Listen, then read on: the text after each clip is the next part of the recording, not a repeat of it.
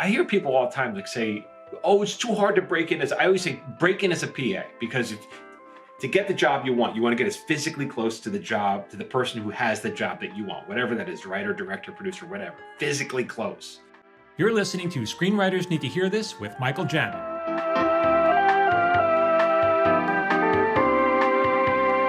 Hey everyone, this is Michael Jamin. Welcome back to Screenwriters Need to Hear This, the podcast where we have screenwriters talking about things we need to hear. And I'm back with Philadelphia Phil Hudson. Phil, welcome back. Thank you. It's good to be back. It's been good to be back. Many weeks of not being here. Yeah. There's been a lot going on.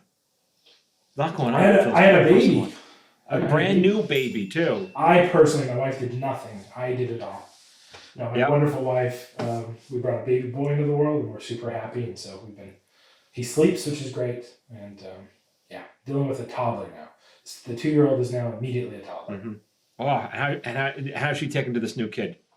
It was interesting. She was really hesitant at first. Then we tried to do the cute photos of her holding the baby brother, and she just shoved him off immediately. Yeah, she wanted nothing. And now she will go over and give him kisses and try to give him little nuzzles, and so she's accustomed and loves it. So see, that's nice. Yeah. Well, this brings us right to our topic we're going to talk about today. It's dealing with rejection, which is what your baby son is now dealing with his sister. Rejection. Yeah. She's around.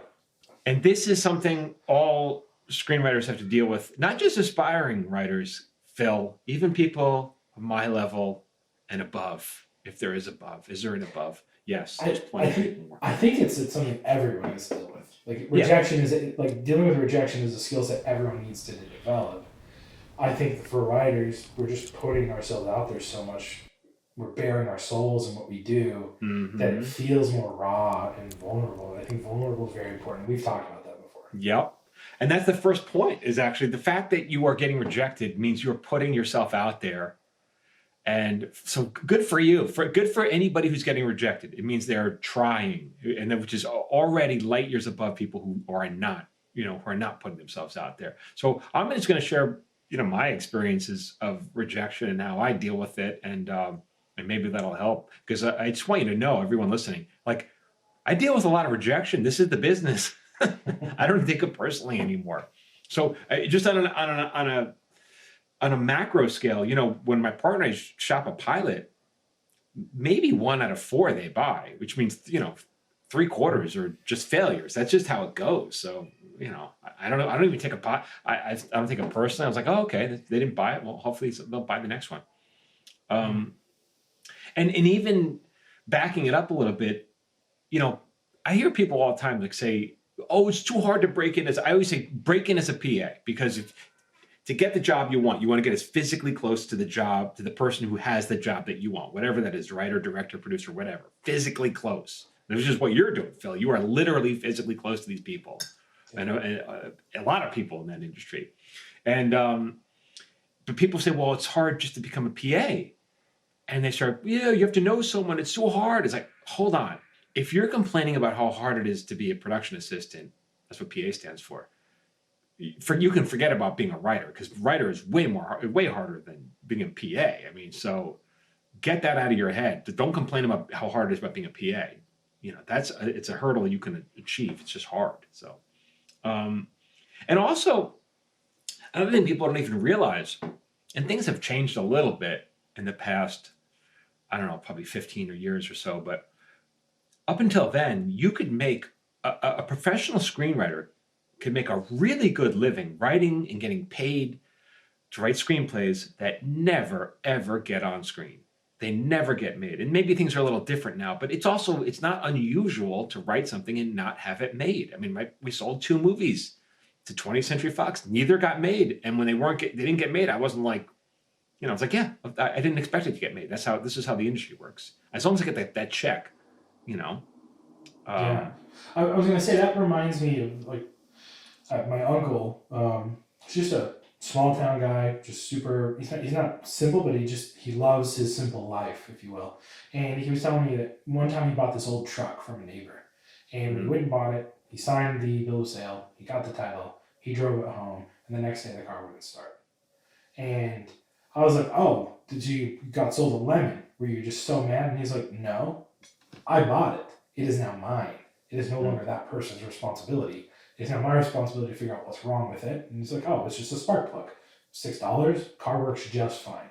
That person, it's no longer that person's problem because they sold it to me. And this is the inverse of that. Once you sold it to them, you're done. And that's something I think you helped me wrap my head around through this podcast and the conversations we have, is that, hey, I have exchanged a good or a service. I now have a check. I no longer have any ownership of it. I shouldn't worry about what happens to it from there on out because I got what I got. Mm-hmm. Some people, they've asked me questions. Well, if you sell a project and it doesn't get made, and they don't get made, most don't get made, can you buy it back? I'm like, why would I buy it back? You know how hard it is to sell that? I got that money. I already spent that money. I don't want to buy it back. I will create something else and work on that. Why would buy it back? That sounds crazy. That sounds nuts. I think it's because people are so tied to their ideas. I think it speaks to, maybe it's a little bit of scarcity mindset where you feel like this is the best thing I have and this is my last shot and nothing I do will be better than this, or I don't have anything else. And that's why they're worried about that. It might be one of the best ideas ever, but ultimately that's not your decision to make unless you want to be an indie filmmaker, and then you should just go make your film. Yeah.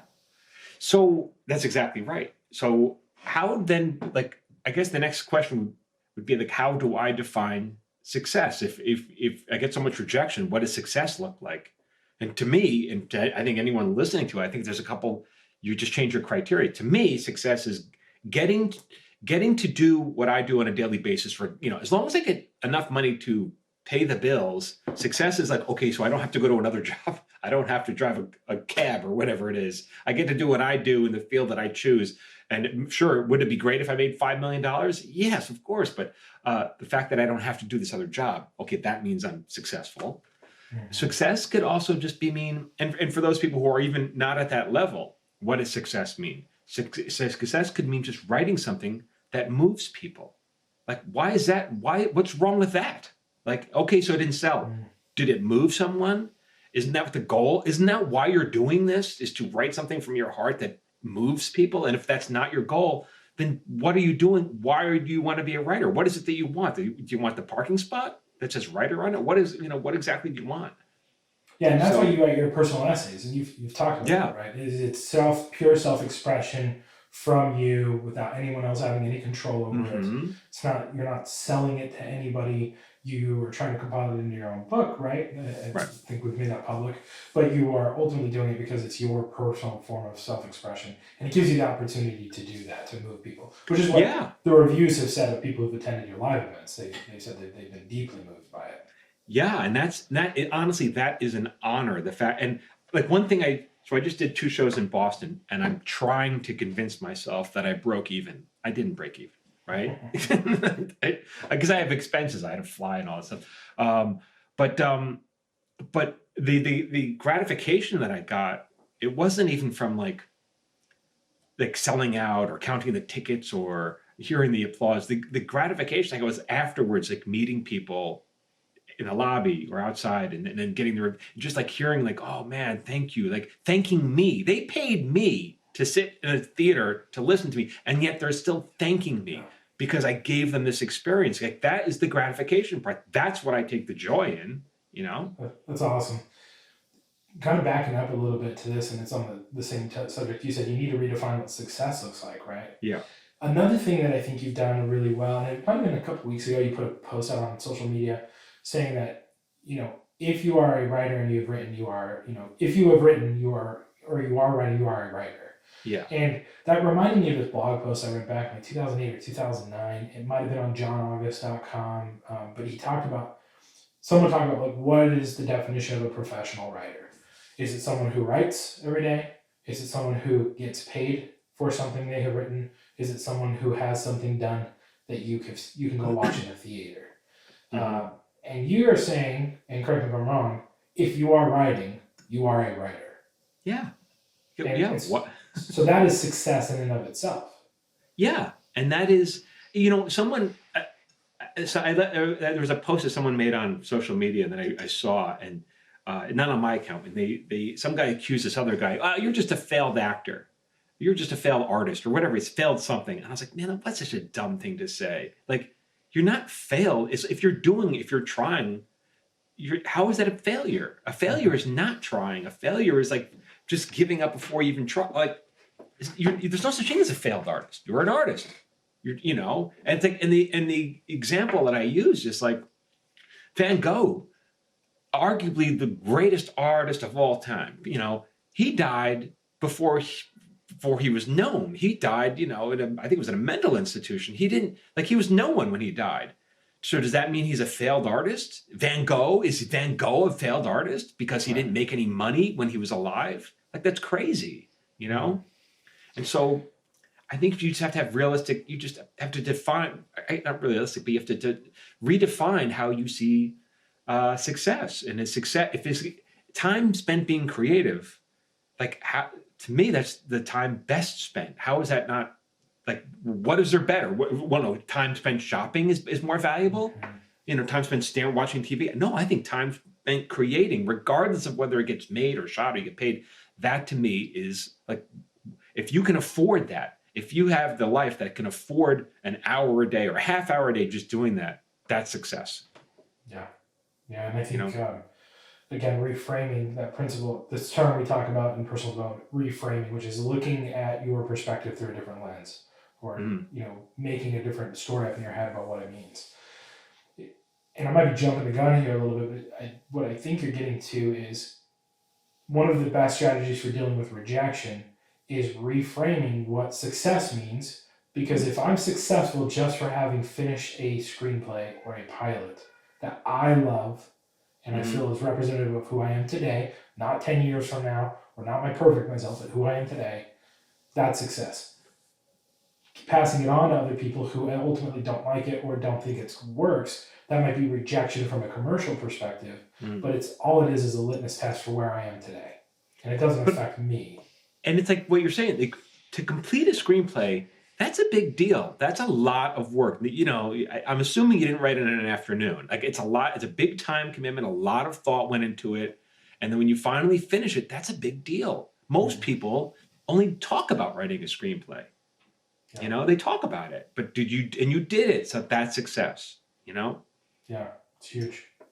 What else did I want to say about this? There's another, it's funny. I had this years ago when I was writing on King of the Hill, another writer on it, John Collier, who went on to become the showrunner of Bones many years later. John is a great guy. And I remember complaining about something, it was jealousy, professional jealousy about something. And Collier said to me, he goes, there will always be someone younger than you, less talented than you, making more money than you. And I just thought that was perfect. It's like, oh yeah, that makes sense. Compare, that's just how it is. So, I don't need to compare myself to that person. It's okay. It's not, the world isn't always fair. The most talented people don't always win, but that doesn't mean it's not worthless. Doesn't mean you have less worth than somebody, or your work is less worthwhile. Yeah. I mean, think about just what it means to be an Olympian, right? For example, right? You're the best of the best of the best, and the top 0.00001% of them get a gold medal. Does that mean being an Olympian and getting a gold, a silver, or a bronze makes you a failure? Not or at even all. There's so many people, especially in women's gymnastics, who are so good that they don't even make the team because of there's only so many slots, and it's like they could have easily been on the team. Yeah. So. And there's stories of that happening too, where I think there was a skier from Canada who didn't make the national team there. So he moved to Australia, became a citizen in Australia, and ended up winning a gold at the Winter Olympics for Australia. Wow. Right? Yeah. So he was good. Yeah. It's a statement of sometimes circumstance and bad luck or bad timing prevent you from seeing the success, in air quotes, that you think you deserve. But you ultimately have the ability to change that. And I think that's something I appreciate about your message that you put out on social media and on the podcast, is stop giving control to everybody else and just take control of your own life. Yeah, right. Yeah, stop asking for permission. And I am the same way, man. There's things that I want out of my career that I'm not getting, and it doesn't. Okay, I will figure out how to do it myself. and I practice what I preach. Am I disappointed about it? Yeah, but it is what it is. And so move forward. And to be honest, so much about success in life is just not stopping. It's just not quitting. It's just keeping, it's everyone drops out. It's so hard that the fact that people drop out and stop doing it, that's good for you. That's because as long as you're committed to not stopping, that's good. That means, you're still in the game when other people are just dropping out because they drop out because it's frustrating and it's hard. Good. More room for me, Literally. Your competition goes away. So I think I've heard people say anyone can make it in Hollywood if you're willing to last long enough. You just outlast the people around you. And we talked about this too. I think I look at the people that came from film school that I graduated with or I associated there. I think probably like half a dozen of those people here in Los Angeles, and 2 or 3 of my roommates have moved back to LA or moved back to their hometowns. Right. Because they didn't want it enough, or it was too hard. Yeah, which is fine. It's a they changed their priorities, right? Right. That's fair too. That is totally fair to change your priorities. Doesn't mean you're a loser. Doesn't mean you are a quitter. It just means, okay, now that you've gotten a little older, so other things are more important to you. Okay. There's nothing wrong with, no shame in that. It's just the shame is really just not trying when you had the chance. Like that's, because I've said this, and I hope I haven't said this here. I probably have because I repeat myself, but like everything comes with in my opinion, everything comes with a price. Everything you do in life is you're going to either pay with sacrifice. If you want it bad enough, you're going to sacrifice. Or you'll pay in regret if you don't try it. One or the other, you're going to pay. In my opinion, regret costs more than sacrifice, but that's a personal decision. So, and I just say go for it. And there's so many people, but you have to really put yourself. You really have to be committed to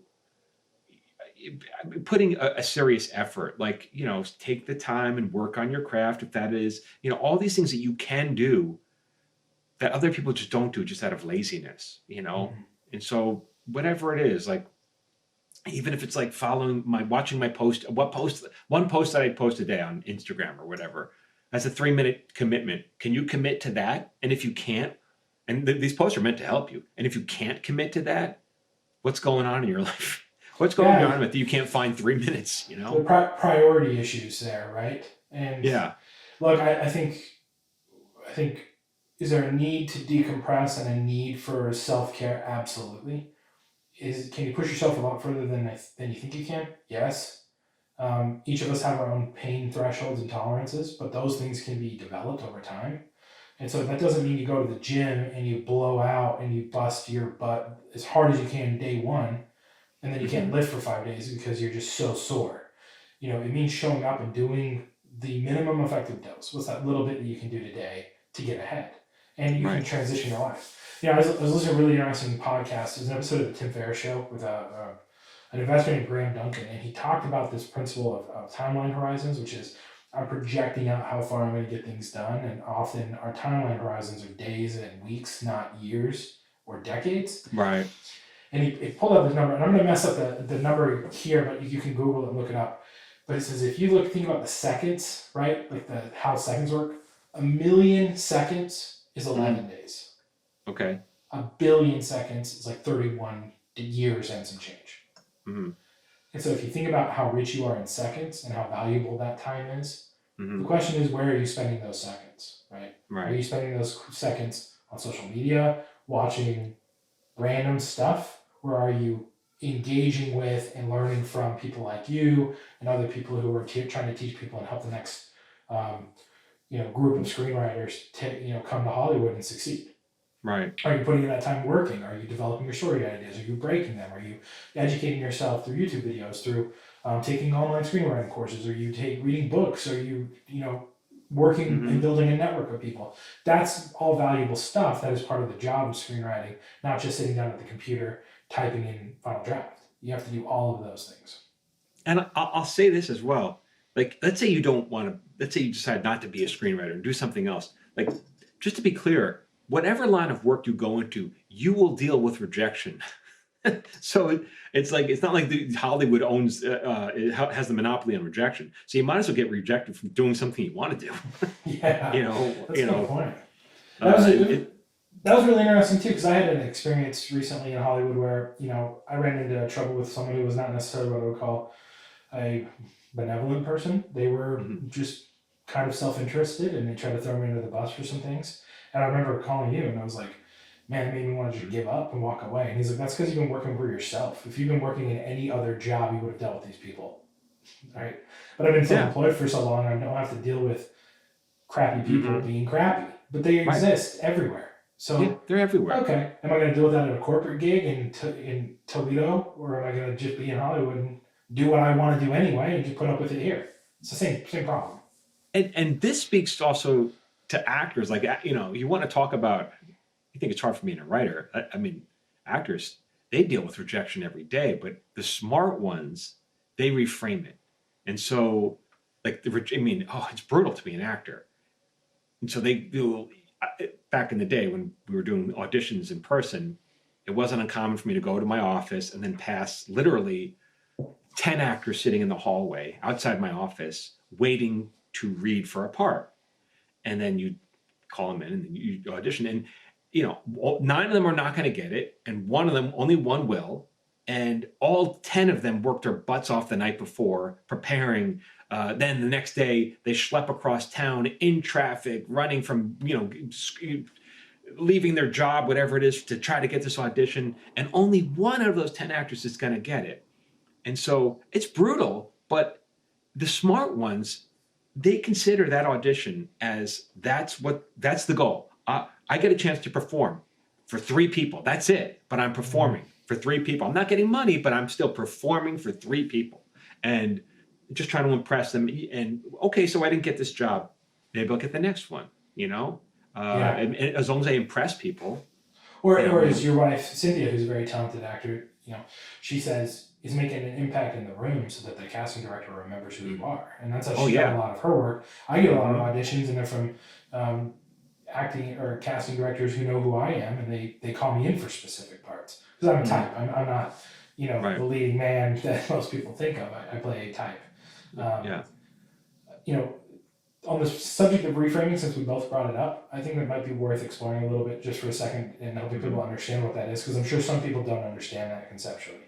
So what we're talking about here is there's several ways of looking at it, and you're going to come in based off of your experiences, your unique experiences in life. You're going to come at that with a story, and that story is going to say, man, I busted my butt, and I'm sitting in a room with 10 people who literally look just like me.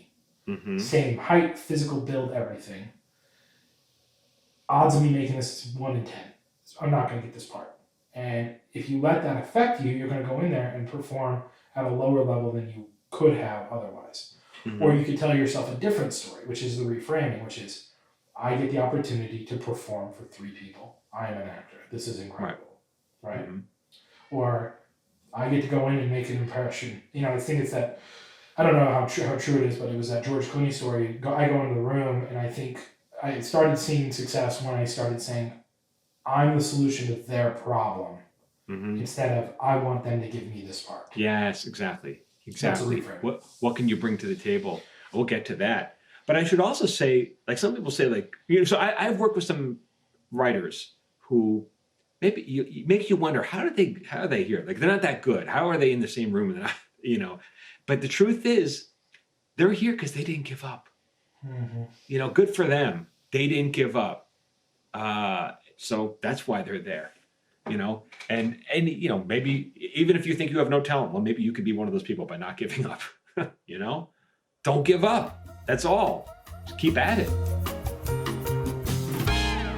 Hey, it's Michael Jamin. If you like my videos and you want me to email them to you for free, join my watch list. Every Friday, I send out my top 3 videos. These are for writers, actors, creative types. You can unsubscribe whenever you want. I'm not going to spam you, and it's absolutely free. Just go to michaeljamin.com/watchlist.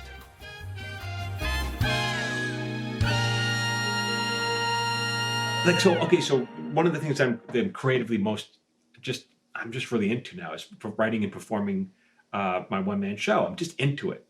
And And part of me wishes, man, I wish I had started this 30 years ago when I was young and really made a go out of it, right? Because now I'm kind of old. Uh, but the truth is, I couldn't have done it then. I wasn't a good enough writer back then to do it. This is how long it took. It takes a long time to learn how to write. And so, you know, it is what it is, you know? That's a really important note for people is, Oh, yeah. You've had 26, 27 years experience writing in Hollywood. Yeah. Years in Hollywood trying to break in before that. College, lots of that time putting in effort, knowing this is what you wanted to do. And you're literally saying, I can do this job now. I couldn't do this 26 years ago. No way. And 10 years ago. I got rejected from the creative writing program in college twice. So I wasn't good enough to get into the creative writing program. Then when I moved out here and I took a writing class, my teacher thought he was doing me a favor by saying, you're not going to be a good writer. To do something else. That way you'll be happier. And I was like, no one gets it to tell me what I'm going to be. I'll just have to, I just have to learn more. I just have to study harder and just keep at it.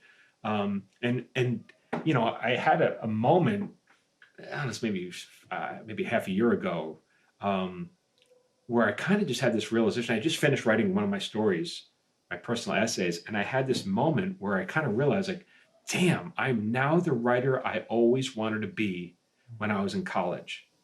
Like that, and it took 26 years to get there, but I'm there now. And it's like, it takes as long as it takes, but I moved as fast as I could. It takes as long as it takes. Yeah. And are you willing to weather the storm, right? Yeah. And if you're not, then go be happy doing something else. And I hated that advice. I heard that advice a lot. It's like, if you can be happy doing anything else, go do that.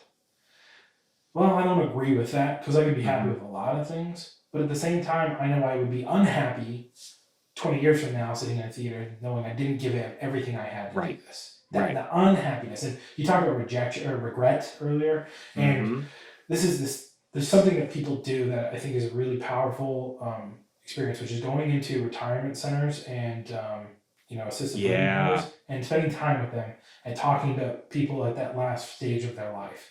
And all of them talk about their regrets. I regret not doing this, not chasing that dream, not going after that girl or that guy, not pursuing that thing, not taking that vacation, not spending more time with them. It's all regret. And so so you're not going to regret trying. You'll say, okay, it didn't work out. I didn't succeed, but you're not going to regret having tried. Why? I mean, you wouldn't. I just had a really, I had to go in and do ADR for the role I played on Tacoma FD, which was a really cool experience. And afterwards, we were talking. It was me and two of the guys who work on our post team. One of them a senior level, one of them, coordinator level. And we were talking about writing because the coordinator wanted to be a writer, and we were talking about scripts. And the other one was like, "Yeah, I came out to LA, and I gave it what I had for like 10 years, and I was good enough to get meetings." And then I remember I was a reader for a studio, and the film Phenomenon came around, and I read that script, and I thought, that is what I want to write. That is so good. And then it clicked. I will never be that good. And that's when I realized, okay, I gave it my shot. Now let me have a career in Hollywood that I can still enjoy. Okay. And that was for him his moment, He's like, but he could. I disagree. He might have. He stuck with it. He might have written. There you go. But for him, that was his moment, and he doesn't live with regret about that. Right. Okay. Which, he continued to push through probably. So I did a post a couple of days ago, or weeks ago, I don't remember. But some people think, like, what are the odds of me making it in Hollywood? There's too many people. I'll never become a screenwriter. I'll never make it. But the truth is, the odds aren't as bad as you think they are. Because yes, everyone and their brother has a script that they're trying to sell, and dreams of, whatever. I have an idea. Yes, so many people have that. But the vast majority of those people are not serious about it. They're just not. And so it's like saying, entering the New York City Marathon, where it's, I don't know, like 50,000 people enter that race, right? And you say, oh my God, I got to beat 50,000 people. If I want to win the marathon, I got to beat 50,000 people. No, you don't. Only a couple dozen of them have any shot of actually winning the thing. Most of those people are they're running for the fun of it. They're running to say they did it. They're running to maybe beat their previous time. But only a couple that doesn't have any shot of winning this thing.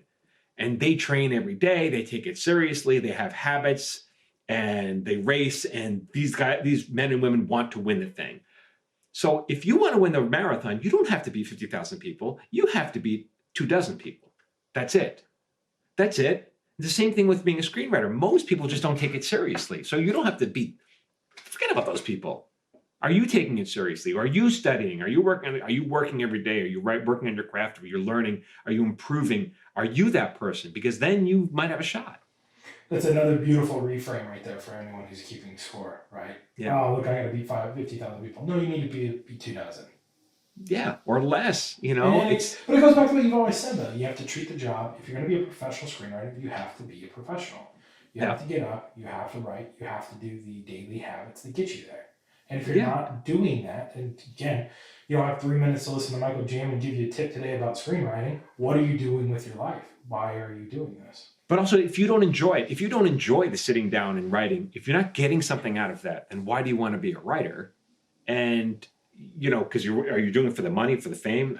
There's other ways to become famous and rich than doing that. So, and by the way, there's a lot of work that I have to do as a professional writer that I have to do for free. So if I'm not enjoying that part, like, why am I doing any of this? You know? So like, why do you want to be a screenwriter if you don't enjoy writing? You know? Yeah. I do a lot of work for free. Clout, fame, prove people wrong. Again, there's no clout. I don't walk into the supermarket and people they throw food at me. You know, what's the clout? No one cares. No one cares. You know, you got to do it for yourself. Yeah, I know reality TV stars who flip houses on TV and then they can get into clubs because they have recognition. I know a lot of writers who no one knows who they are at all. Oh, no one knows. I mean, it's so funny that it's so fun. There's only a handful of famous writers, really. I mean, I guess Quentin Tarantino. Who else? I mean, you can name a handful. Shonda Rhimes, Sorkin. Right. He's a great example. Aaron Sorkin. But the rest of us, you never heard of. Right. You know, but we exist. That's right.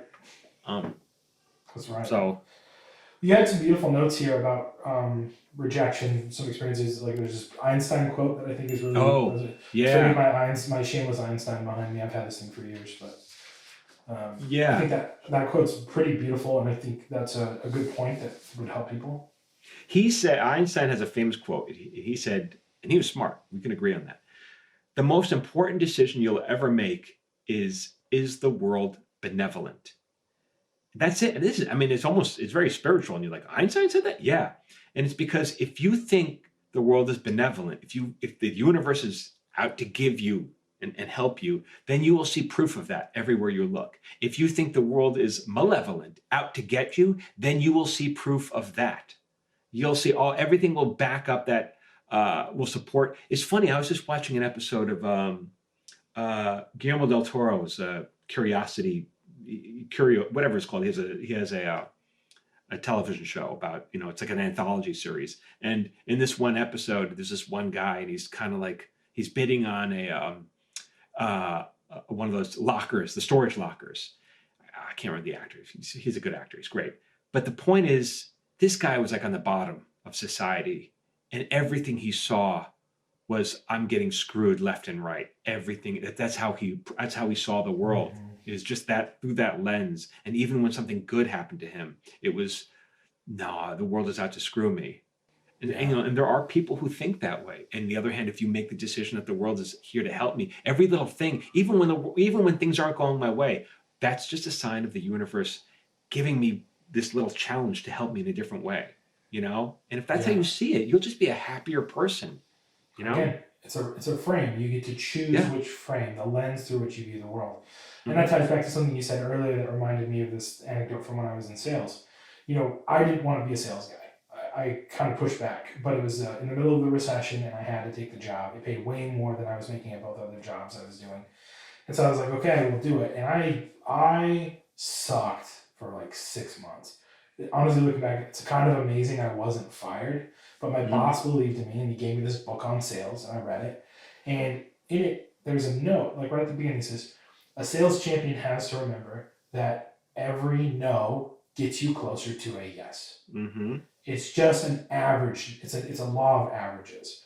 I know that for every 10 people I ask for the sale, 1 or 2 of them is going to say yes. And so instead of being upset or feeling rejected because everyone shoots you down, 8 of 10 are going to shoot you down, say thank you.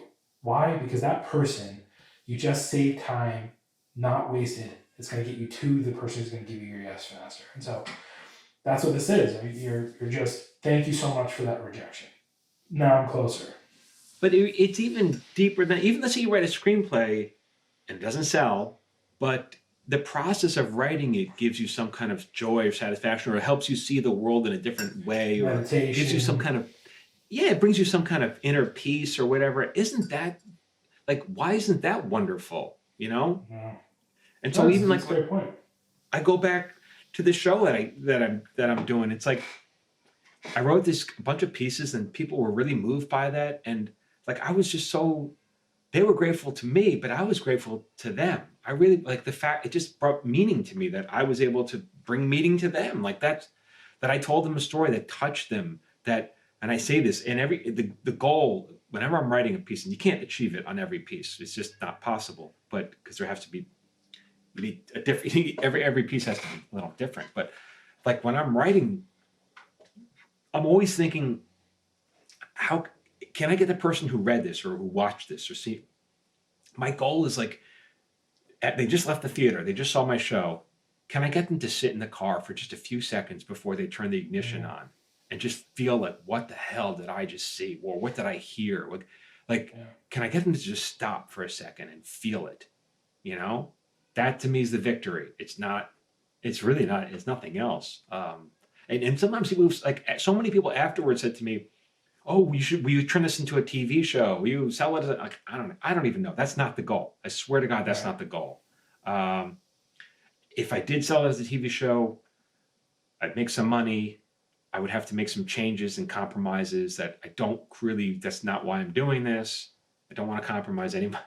Like after doing this for so many years, I don't want to compromise anymore. I just want to do something that's, authentic to myself. You're taking the advice you give everyone that follows you on social media. Hundreds of thousands of people follow you, which is put it out there. Just put it out there. Yeah, put it out there and do see it yourself. And put it out there and see if you can affect people on some kind of emotional scale. And don't think about yourself. What's in it for me? No, what's in it for them? What can I give them? How can I give them an experience? You gotta serve. It's all about serving them. Yeah. This ties into a principle of neuro-linguistic programming, NLP, which is just it's a pseudo science around psychology, but it just kind of looks at how people think about things. And there's one principle that really stood out to me, which is when I feel love, right? Like my wife tells me she loves me. What is that actually saying? Or when I tell my wife I love her, it's the inverse. When I tell my wife I love her, what I'm really saying is I love that I can love myself through you, right? I feel love for myself. When my daughter comes up and says dada and hugs my leg when I come home, I feel love for myself. I feel I am lovable. And effectively, if you think about it from this emotional passing or transition that we're talking about here, that's what I'm hearing you say is you are transitioning an emotion to these people that they are unwilling to or incapable of feeling in that moment themselves. And when they come give you gratitude, it's giving you gratitude for the time, energy, and effort you put into it just as much as they're feeling for whatever it is that you triggered inside of them. Yeah, and it's a gift. If you look at it as a gift that you're giving somebody, because not everyone can write or write well, or not everyone wants to go there in the real, it's painful to go. Some of the stories I tell, like, I can see why people want to ignore that kind of stuff. Yeah. It's painful. But if you can give them that, you're really giving them a gift. And that's so gratifying to give someone that experience and move them in such a way. Like, why does there have to be a dollar sign attached to it? Like, you know what I'm saying? You don't, and for anyone's listening to this, you don't have to sell your script to in Hollywood for $250,000 to be successful. Like, can't you stage something at your community theater and get that same emotion? I mean, honestly, can't you? Why not? Yeah. Why can't you write something small and put it up on this community theater, or have them stage it for you or whatever. And as long as the writing is good, you can give the same number of people, a small number of people, whatever, 80 people at a time, a wonderful experience. And you don't have to get paid $250,000. You can get paid nothing and still feel on top of the world. What's the value of impacting just one person? Yeah. Huge, right? Tremendous. I mean, think about yourself. How many times have you gone through your life and someone impacted you in a way that changed or transitioned your day or your week or your entire life? And it's probably a small one that person doesn't even remember. That is so valuable to you. And we get the luxury and opportunity to do that as writers.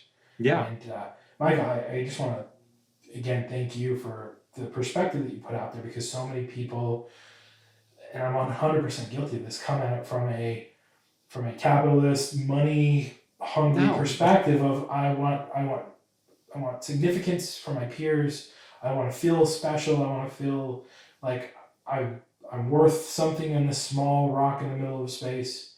And all you're saying is you can do that, and you don't need approval from anybody to do that. Yeah, you don't need exactly Hollywood. And right, you don't have Hollywood doesn't have to give you permission. You can do it on your own. You just have to know how to. You just have to know how to do it. You have to write. You have to get good at it, so you can do it. That's on you. But you don't need anyone's permission to do it.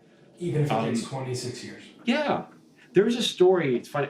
One of the stories that I'm telling next week. Actually, my show. I have another 2 shows in LA next week, and so one of the stories. It's kind of a funny little thing. So when I was in college, my friend and I went to, we were walking through Neiman Marcus, and there was in the mall, and there's a woman spraying cologne. And so, do you want it? And so I walked through the cloud, and whatever, I was 19 or whatever it was. And I said to her, I don't smell anything, right? And it was such a dumb thing to say. Like, why am I calling her out, right? And she said to me, oh, that means you're not ready for it. And it was such a condescending thing to say. And I was fuming. And I spent the next 20 years fuming over this. Like, and then, because it's like, how would you say that? And that became the subject of one of the pieces that I'm performing next weekend, which is basically, I reframed it. I thought, well, what if I write a story where this woman who I've always thought, how dare she? What if she was right? What if I wasn't ready for it? And so that's the subject of the story. And that's just like a little moment, and a tiny moment from my past that I turn into a 25-minute story. And I get to do that. I get to do that because I'm a writer. But we all have those. What I love about that is, like, I connected with that immediately just on the premise. Like, I felt that in my soul. And I'm sure other people listening to this did too. And it took me to this moment, like, when I was a missionary, you're out there and you're paying your way and you don't get paid to do it. And so we would be invited into homes, and people would feed us. Members of the congregation would feed us. And we went into this pretty wealthy neighborhood, and it's like steak and potatoes, which is awesome. I'm on the border of Mexico and America and Texas. And we sit down with the woman, and she's like, oh, so what do you guys want to do when you get back? And at the time I was like, yeah, I think I'm going to go get my MBA. And she goes, oh, that'll be good for you. You could run a Subway. And the indignation I feel still from that comment. It's just like, who do you think I am? Like, I can run a Subway? And that's why it's great to write about that. What I love about that is immediately I came back from my mission and I got a job as a manager of a sandwich shop. There you go. I didn't need an MBA. I don't need an MBA. Yeah. There's just so many wonderful things. Like, I don't know, if you're a writer, you get to go back. And one of the, honestly, and I guess I'm changing the subject, but one of the things about the show that is so interesting to me that I get to perform to do it. And again, this is not me Hollywood. This is me performing in a small theater that could be anywhere, and it is everywhere because I travel with the show. But one of the things that I get to do, it occurred to me, and someone brought this up during one of the questions, the Q&A, after each show I have the Q&A, and is that I get to, it's a time machine. I'm up there on stage, and I'm going back through periods of my life, and I'm in it, and I'm performing it, and I'm living it as if it happened to me 20, 30, 40 years ago. And it's so powerful to be in that moment. And that's something only a writer, I guess, and a writer-performer can do, is I built a freaking time machine. Yeah. And so that's powerful to be able to do that. And that's, you don't know, you know, Hollywood doesn't have to pay you to do that. You can do that on your own if you know how to write. And the flip side of this conversation is if you do that and you do that well, that is the kind of thing that draws attention and will probably lead to Hollywood paying you to do that. It's possible. Yeah. We'll see. It's so interesting. One of the other things is, I should mention is like during this time machine, when I'm performing and I'm in it, this time, and some of these moments are from childhood, which were painful or funny or whatever. This time I'm reliving it, but I'm not alone. I'm with a room full of people. You know, I'm not alone, and it's a wonderful. You could feel it. You could hear a needle drop. You could feel people on the edge of their seat. You can get there, and and so what? So what if I didn't make a ton of money from this? So what? Isn't that great? You know? Yeah, and it provides value and meaning to your life in a world where many people struggle with that. I struggle with that from time to time. Yeah, we all do. And part of the thing is I get a lot of writers because they follow me on, you know, social media. They come to the show and they say, man, you've inspired me. I'm like, good, because you could do this too. Yeah. You have moments in your life. You could do it. What's stopping you? You can do it. If there's anything that summarizes my experience with you, Michael, as a mentor and a friend, it's you can do this too. I think that is a very beautiful summary of your perspective and why you put yourself out there, is to help people understand you can do this too. Yeah, you can do it. It's like if I can help you just take what's inside of you and express it in a way that's engaging to other people. That's the hard part, right? Yeah. That's what we teach. But if you learn how to do that, then you're giving people a gift. Yeah. You know? Yeah. Beautiful. Michael, any other thoughts on rejection or that's it. That's how we deal with rejection. That's it. It's how we deal with rejection, Phil. Is there anything else we should? Yeah. No, I think again, really, really positive stuff. It's great to be back here and having these conversations with you. Yeah. I've truly missed connecting with you this way, and I hope that I know that you've had some amazing guests on the podcast, and I think that perspective is so beautiful for writers to hear and learn and see how these people made it happen. Some of those people are some really big names that we've all looked up to for years as well, where their stories have impacted us. And to have that opportunity to interact with them on a human level is pretty incredible. It's funny because when I talk to many of my guests, I go, "You're saying everything that I've just said on my social," and we just laugh because we all have very similar experiences about, you know, success, failure, how to make it in Hollywood, what the journey's like, how to increase your odds, stuff like that. So. But it's beautiful. I mean, I think it's unifying for people like me and people like me 10 years ago or anywhere in between there who are just trying to make this happen. It's a very important lesson for people to know that you can do this too. Here are the mental and physical hurdles you're going to have to overcome to do that, and the emotional hurdles. And if you can break through and you can be vulnerable and you can reframe what rejection means to you, you can have impact even if it means you never become a named writer like Aaron Sorkin. But you can still have an impact even if it's one person in your own town or one person who watches that YouTube video you put out. Yeah. And that's enough. Yeah. Enjoy the process. Awesome. All righty, everyone. We're until our next podcast. What should we mention, Phil? Look, we talk about this stuff all the time. You have a free first lesson from your screenwriting course at michaeljamin.com/free. And I think it is one of the most valuable lessons people can learn. It's literally the very first personal lesson you ever taught me years ago. You sent it to me. Go grab that. That'll help for sure. Absolutely get that. Get on the watch list, michaeljamin.com/watch list. You send out your top 3 pieces of content every week. It goes out every Friday. Yeah. You have your online screenwriting course, which I am your biggest fan of personally. The impact this had on my writing. And I know that goes across the board for hundreds of people at this point. The whole thing was your idea, to be honest. I begged for years, and I've told it so many times, just years. I mean, 2015, I was pushing for you to do that, and you're like, no, I don't. It's not what I got. It's not what I do, and I don't have time. I'm so grateful you did. I know there are plenty of people just like me who did. So michaeljamin.com/course. You can go check that out. You know what else we can? You notice we can unplug as I start touring with this. It's still whatever city you live in. If you want me to come to your city, go to michaeljamin.com/upcoming, and then enter your information there. That way, when I do come, when I get to your town, you'll be alerted. UPCOMING, upcoming. Right? Upcoming, upcoming. Awesome. All right, everyone. Yeah, thanks, guys. Appreciate it, Michael. Thank you so much for your time. Yeah, thank you all. Until next time, be safe. Keep writing. This has been an episode of Screenwriters Need to Hear This with Michael Jamin and Phil Hudson. If you'd like to support this podcast, please consider subscribing, leaving a review, and sharing this podcast with someone who needs to hear today's subject. For free daily screenwriting tips, follow Michael on Instagram, Facebook, and TikTok at Michael Jamin Writer. You can follow me on Instagram, Facebook, and TikTok at Phil A. Hudson. This episode was produced by Phil Hudson and edited by Dallas Crane. Until next time, keep writing.